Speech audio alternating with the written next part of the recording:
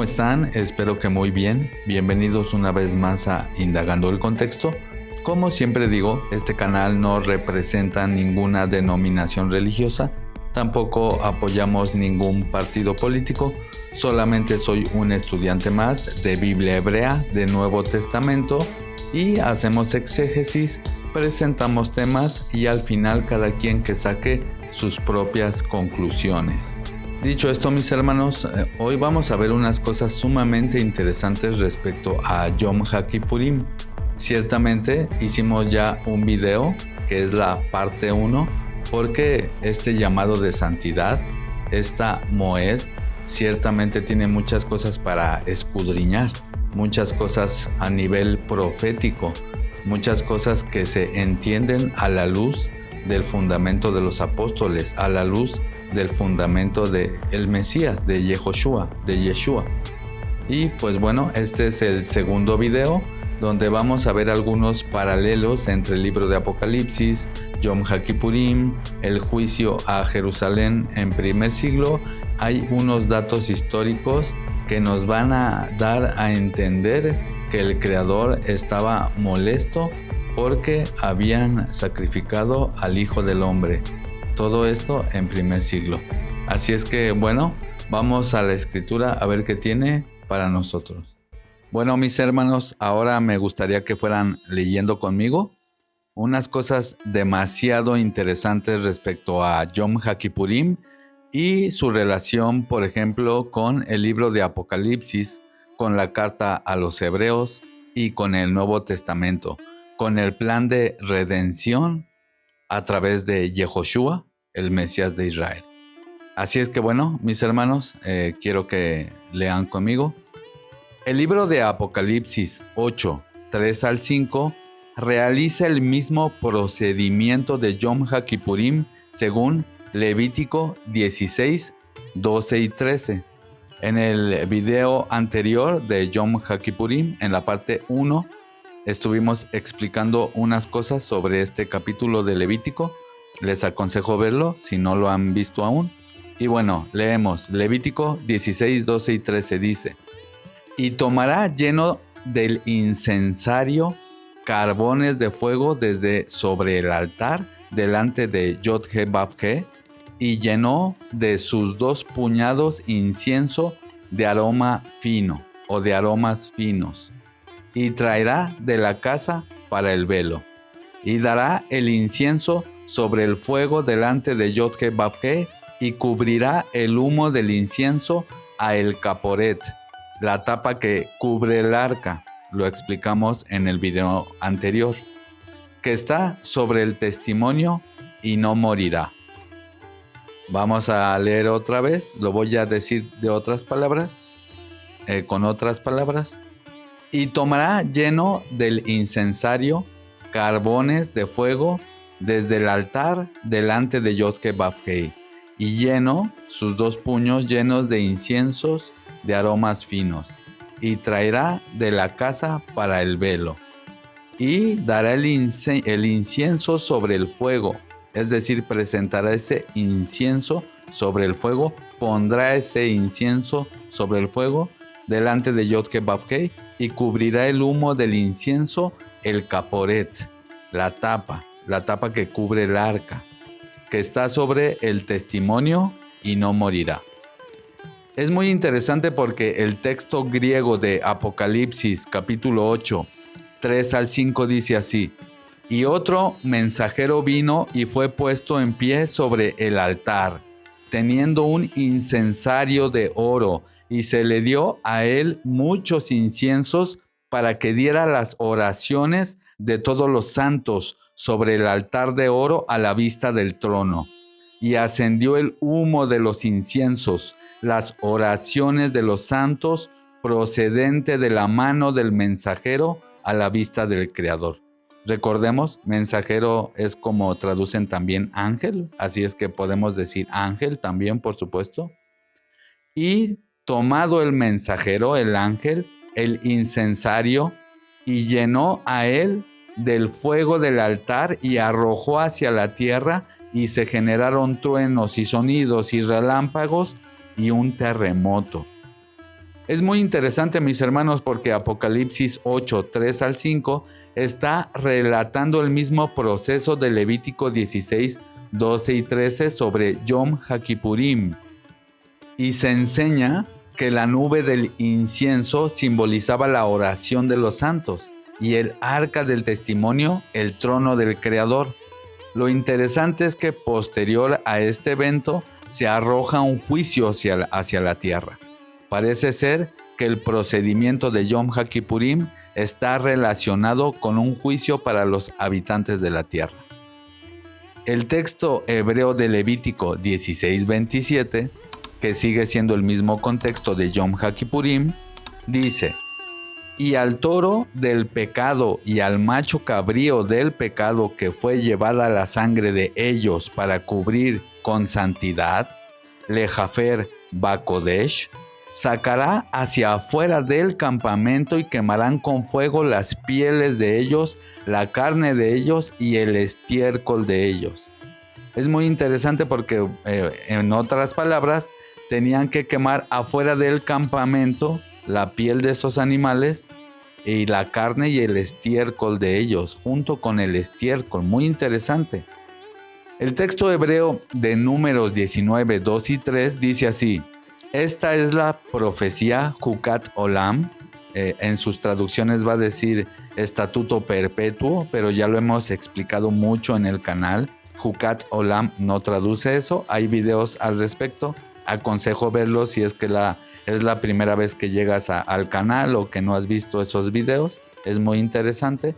Pero bueno, dice: esta es la profecía límite, Jucat Olam, de la Torah que ordenó Yod-Heh-Vav-Heh, diciendo: habla hacia los herederos de Israel, habla a los herederos de Israel, y tomarán hacia ti vaca roja completa, que no haya en ella defecto, que no suba sobre ella yugo, o sea, que no haya sido utilizada para trabajo, y darás a ella a Eleazar el sacerdote, y sacará a ella, a la vaca, hacia afuera del campamento y la martillará.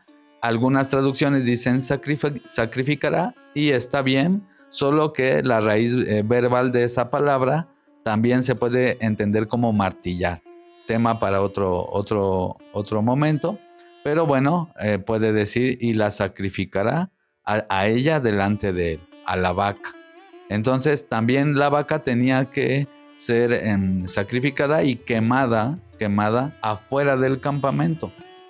El texto griego de Hebreos capítulo 13, 10 y 14 o 10 al 14 dice: tenemos un altar del cual no tienen derecho de comer los del Mishkan del servicio, porque la sangre de animales se introduce a cambio del pecado hacia la santidad, a través del sumo sacerdote, y los cuerpos de estos son quemados fuera del campamento. Por lo cual, también Yehoshua o Yeshua, saben, en este canal se respeta, hermanos, su pronunciación. Por lo cual también Yehoshua, para que santifique a través de la propia sangre al pueblo, afuera de la puerta sufrió. Pues ahora salgamos hacia él fuera del campamento, llevando la deshonra de él. Porque aquí no tenemos una ciudad permanente, sino que anhelamos la venidera. Según la carta a los hebreos, mis hermanos, está usando un lenguaje que tiene que ver con Yom HaKippurim y con el sacrificio de la vaca roja. Entonces podemos entender que esta Moed, este llamado de santidad de Yom HaKippurim, tiene que ver con juicio, tiene que ver con expiación, tiene que ver con perdón. Y es muy interesante porque podemos ver esta conexión con el Nuevo Testamento de Yom HaKippurim. Pero hay más, hermanos. Estos textos griegos enseñan con claridad uno de los objetivos del procedimiento de Yom HaKippurim y del sacrificio de la vaca roja. Profecías que el Mesías cumplió para sacarnos de lo terrenal y trasladarnos hacia la ciudad venidera, la Jerusalén celestial. El año del jubileo y Yom HaKippurim. Es muy interesante, mis hermanos, porque el año del jubileo se daba inicio en el Yom HaKippurim del año 49 y es la única vez cuando la Torá ordena tocar el shofar según Levítico 25, 8 al 12. Ya tenemos, en el canal Torá y Evangelio de Duqueola hay un video muy bueno explicando este tema sobre Yom Teruah, que no se ordena tocar shofar en Yom Teruah. Es muy interesante este tema. Ciertamente también yo sacaré algunos videos al respecto, pero bueno, no es para profundizar sobre esto específicamente. Sin embargo, es bueno saber que la vez que se tocaba el shofar era en Yom HaKippurim y para dar inicio al jubileo. Entonces podemos ver que Yom HaKippurim también tiene que ver con jubileo. Sigamos adelante. En aquel año de jubileo, el cual comenzaba en Yom HaKippurim, se proclamaba libertad en la tierra de Israel para todos sus habitantes y cada uno podía volver a su posesión o a su heredad y a su familia. No se sembraba, no se cosechaba, solamente se podía comer de la producción sin realizar nada de lo anterior.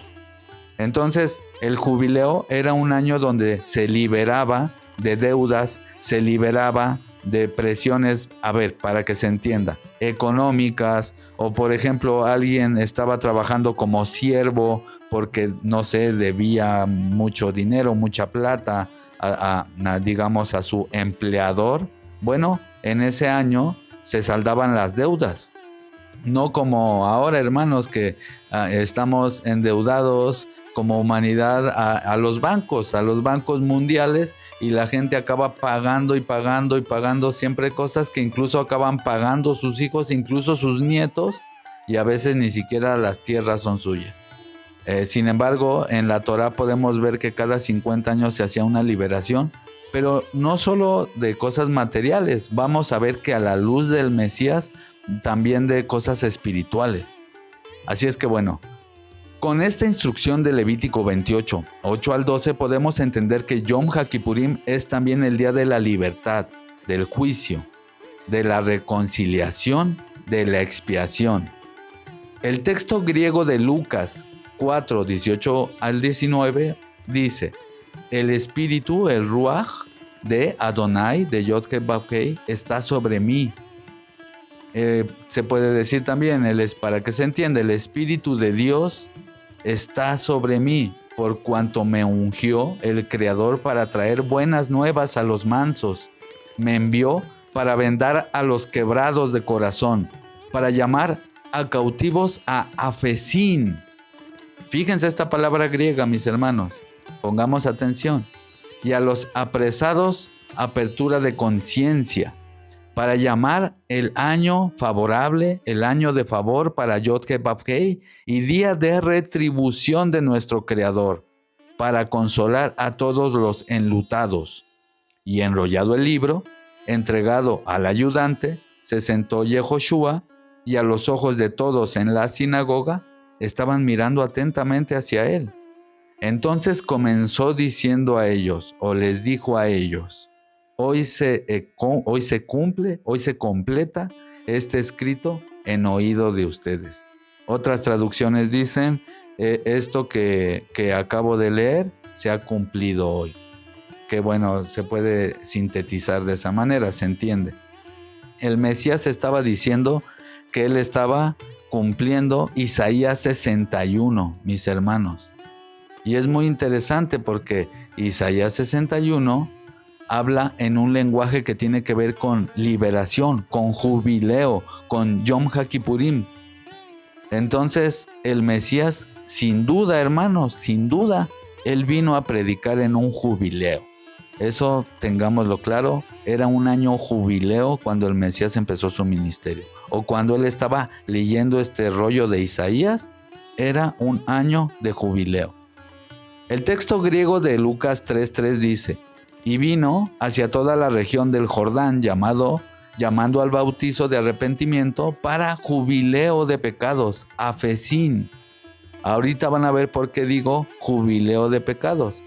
El texto griego de Mateo 26:28 dice: porque esta es la sangre mía del pacto, la que sobre muchos es derramada para afesín, jubileo de pecados. El texto griego de Hechos, capítulo 2, verso 38 dice: pero Pedro dijo a ellos: arrepiéntanse y bautícense cada uno de ustedes en el nombre de Yehoshua o de Yeshua, del Mesías, para jubileo, para afesín de los pecados de ustedes, y recibirán el don del Espíritu Santo, del Ruach HaKodesh. Afesín, mis hermanos, o afesis, es el griego que reemplazó al hebreo Yobel, o jubileo en Levítico 25:10 en la Septuaginta. También reemplazó al hebreo deror, utilizado en el mismo Levítico 25:10, con respecto al año de jubileo, hermanos, y que se profetiza en Isaías 61, 1 y 2, para luego cumplirse conforme a las palabras del Mesías que leyó o que acabamos de leer en Lucas 4, 18 y 19. Ahora vamos a leer Isaías. Isaías 61:1 dice: el espíritu de Yod-Heh-Vav-Heh, el soberano, está sobre mí porque me ungió. Yod-Heh-Vav-Heh me ha enviado a predicar las buenas nuevas a los abatidos, a vendar a los quebrados de corazón, a publicar libertad a los cautivos y a los presos apertura de la cárcel, a proclamar el año de la buena voluntad de Yod-Heh-Vav-Heh y el día de la retribución de nuestro poderoso, a consolar a todos los enlutados. Y como ya lo leímos, Lucas 4:15, lo acabamos de leer, dice el mismo lenguaje de Isaías 61, mis hermanos. Ahora, vamos a ver unas cosas muy interesantes que sucedieron después de la muerte del Mesías, y que ciertamente, honestamente, yo me pregunto cómo es que los judíos que no creen en el Mesías, en Yehoshua, o en nuestro Mesías, o en el Mesías de Israel, cómo no pueden darse cuenta de estas conexiones muy interesantes que tienen que ver con Yom HaKippurim y que tienen que ver con la destrucción de Jerusalén en el primer siglo y que tienen que ver con el Mesías Yehoshua. Así es que, bueno, vamos a leer.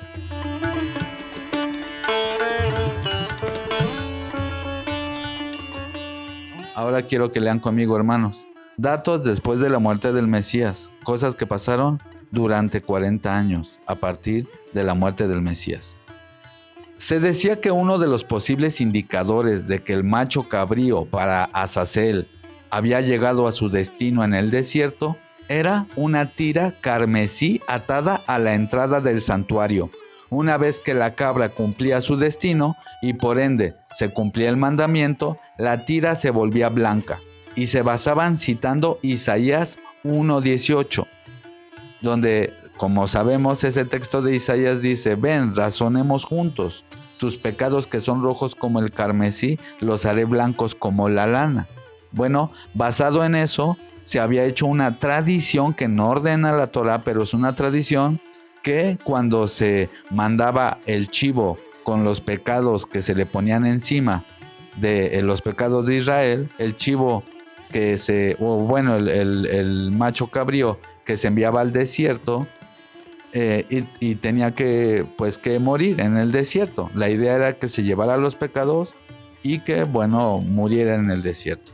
Y otro animal era ofrendado para Yod-Heh-Vav-Heh. Ese no se dejaba ir, ese se ofrendaba al Creador. Entonces ellos ponían un hilo rojo en la entrada del santuario, y si se volvía blanco, representaba que el Creador estaba feliz.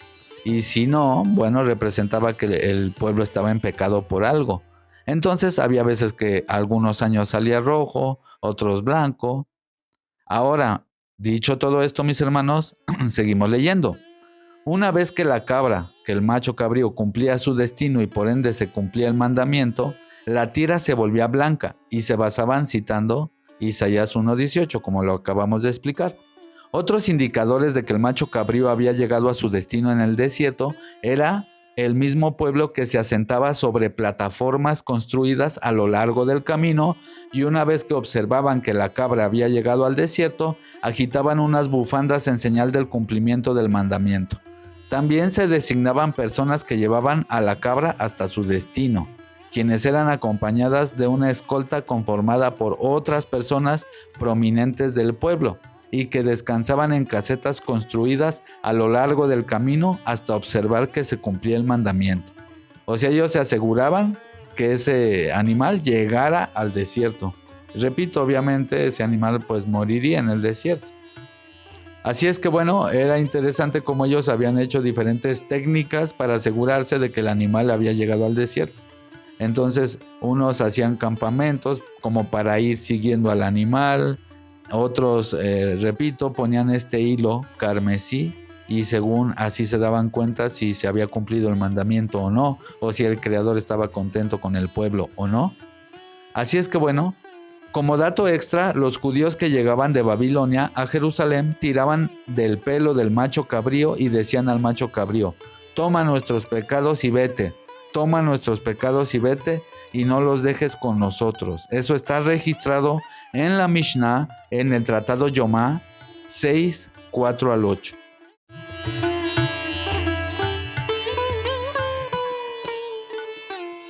Y dice ahora, mis hermanos, esto es muy interesante. 40 años de la destrucción del templo, la menorá, el candelabro de 7 brazos, la menorá occidental se apagaba. El hilo carmesí se quedaba carmesí y la suerte del Creador siempre caía en la mano izquierda. Los sacerdotes cerrarían las puertas del templo por la noche y cuando se levantaban por la mañana las encontraban abiertas de par en par. Eso está en Jacob Neuser de Jerusalén, páginas 156-157. La piedra negra y la piedra blanca de la suerte, como se le conoce, también conocidas como la piedra Urim y Tumim o piedras de el efod, del pectoral del levita, eran objetos sagrados utilizados por los levitas en el antiguo Israel. Su origen y significado, según la Biblia, en el libro de Éxodo 28:30, el Creador instruyó a Moisés para que colocara las piedras de Urim y Tumim en el efod del sumo sacerdote, de Aarón. Estas piedras simbolizaban la conexión entre el Creador y el pueblo de Israel. Urim, la piedra blanca. Esta representaba la luz, la verdad, la justicia, que el Creador estaba diciendo que sí a algo. Simbolizaba la presencia del Creador, su guía. Esto se asociaba obviamente dependiendo si la respuesta era positiva, era afirmativa. Y el Tumim era la piedra negra. Esta representaba, la oscuridad, la ignorancia, el error, que el Creador estaba enojado. Se podría decir eso, ¿no? Era esta dualidad. Eso se asociaba con una respuesta negativa. Los levitas utilizaban las piedras, por ejemplo, para consultar al Creador en momentos de incertidumbre, recibir orientación y guía en situaciones difíciles. En otras palabras, con esto se buscaba determinar la voluntad del Creador en situaciones específicas. Procedimiento. Para utilizar las piedras, el sumo sacerdote, 1. Se colocaba en el lugar santo del templo. Formulaba la pregunta o la petición, miraba las piedras y observaba su brillo u opacidad, y se interpretaba la respuesta según la combinación de los colores en las piedras. Obviamente estas piedras, repito, simbolizaban eso, que el Creador estaba contento o que estaba diciendo que sí a una cosa o que no a una cosa. Durante los 200 años anteriores al año 30, cuando el sumo sacerdote agarraba una de las piedras, de nuevo esta selección era gobernada por la suerte, entre comillas, por el Eterno. Cada año el sumo sacerdote sacaría una piedra negra tan a menudo como una piedra blanca. Es decir, a veces salía negra, a veces salía blanca, pero 40 años seguidos, comenzando en el año 30, el sumo sacerdote siempre escogía la piedra negra. 40 años seguidos, a partir del año 30, siempre le salía la piedra negra, siempre se volvía el hilo color carmesí. Y fíjense, las probabilidades de que esto pase son 1 en aproximadamente 5.479.548.800 a una. Es decir, es muy poco probable que cada año, tanto la cinta como la piedra salieran roja la cinta y la piedra negra.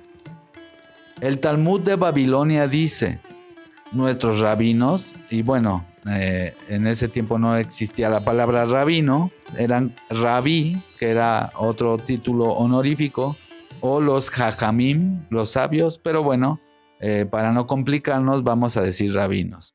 El Talmud de Babilonia dice, nuestros rabinos enseñaron durante los 40 años previos a la destrucción del templo de Jerusalén, que la suerte para Adonai no salió en la mano derecha, tampoco se volvió blanca la tira, coloreada de carmesí, tampoco resplandecía la luz de la menorá, el candelabro occidental, y las puertas del Hekel, del templo, se abrían por sí solas. Imagínense hasta qué miedo, imagínense. Esto está en Soncino, versión Yomá 39b. Es decir, a partir del año 30, la piedra salía negra, se abrían las puertas del lugar, se apagaba la menorá, el hilo salía rojo, y uno se pone a pensar, ¿qué pasó en el año 30? Bueno, sacrificaron a Yehoshua. No todos los judíos, que quede claro. Eso que quede claro, hermanos. Hubo miles y miles que sí lo siguieron. Así como hay miles que lo siguen hoy en día, judíos. Pero otros no. Los que acabaron con su vida, los corruptos, como dice el Nuevo Testamento, está denunciando a un pueblo que estaba lleno de un sistema religioso corrupto, hasta los huesos, corrupto. Gente que amaba el dinero, amaba el poder, como hoy en día lo vemos también en muchas denominaciones religiosas. Entonces, esa gente estaba siendo enjuiciada por el Creador. Por eso se destruyó Jerusalén en el primer siglo, hermanos. No crean que pasó nada más por casualidad. Claro que no. Por algo fue hollada la santa ciudad de Jerusalén en el primer siglo. Entonces, el Talmud de Jerusalén dice, Rabban Yohanan ben Zakkai le dijo al templo, «Oh templo, ¿por qué nos asustas? Sabemos que terminarás destruido, porque ha sido dicho, abre tus puertas, oh Líbano, y consuma el fuego tus cedros», sacándolo de Zacarías. Eso está en Sotá 6.3. Es decir, Yohanan ben Zakkai le decía al templo, ¿por qué nos asustas? Sabemos que terminarás destruido.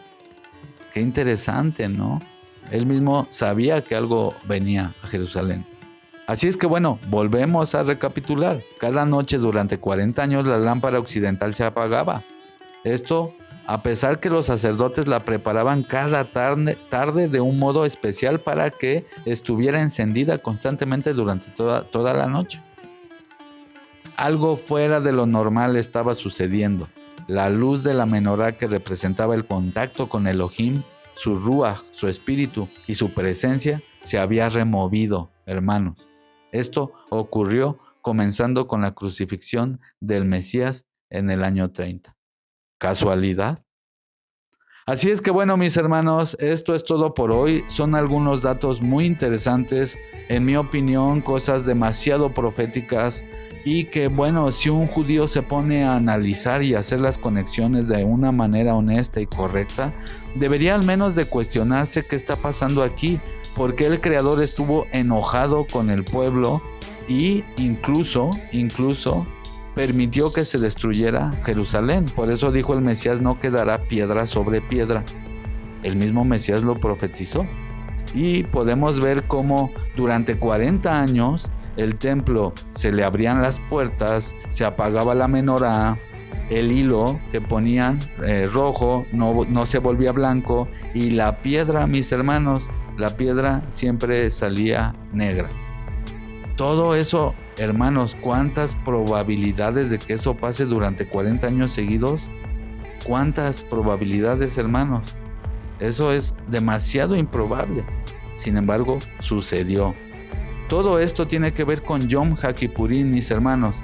Así es que esta ha sido la parte 2 voy a hacer un video más sobre Yom HaKippurim, tocando algunos otros puntos, si se debe ayunar, si no se debe ayunar, qué significa realmente afligir el nefesh o el alma, dicen las traducciones.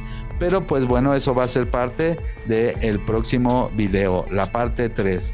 Como siempre digo, mis hermanos, cualquiera de sus opiniones son bienvenidas, por supuesto que sí, me interesa mucho, leo todos los comentarios, pero por supuesto, como siempre lo digo, que se haga desde el respeto, desde la educación y desde la sensatez. Así es que, como también siempre digo, si este canal en algo les edifica, les ayuda con sus análisis, con sus estudios bíblicos, les pido por favor que se suscriban, que activen la campana de notificaciones para que estén al tanto de los próximos videos, que compartan el video si piensan que puede ser de bendición para alguien y por supuesto dejar un dedito arriba si es que les gustó el video. Así es que bueno, si el creador lo permite, nos estaremos viendo muy pronto. Hasta la próxima. Bendiciones. Chao, chao.